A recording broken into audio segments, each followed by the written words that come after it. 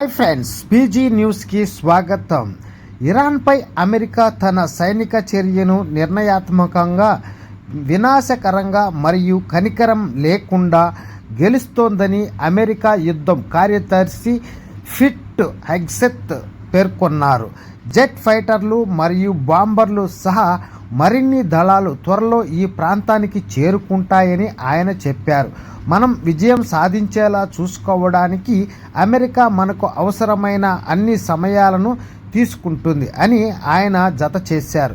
ఇరాన్పై కొనసాగుతున్న కార్యకలాపాలకు అమెరికా బలగాల వద్ద తగినన్ని ఆయుధాలు ఉన్నాయని అమెరికా సైనిక అధికారులు చెబుతున్నారని joint chiefs of staff chairman Dan Caine అన్నారు. ప్రచారం ప్రారంభంలో సైన్యం మరింత అధునాతన ఆయుధాలను ఉపయోగించింది, కానీ ఇప్పుడు అమెరికా ఇరానియన్ ఆకాశంపై నియంత్రణ కలిగి ఉండటంతో మరియు అధునాతన ఆయుధాల నిల్వలు చాలా బలంగా ఉన్నందున గురుత్వాకర్షణ బాంబులకు మారుతున్నాయని హెగ్సెత్ జోడించారు. Okay friends, bye, take care. మరొక వీడియోలో మరిన్ని విషయాలతో మళ్ళీ కలుద్దాం.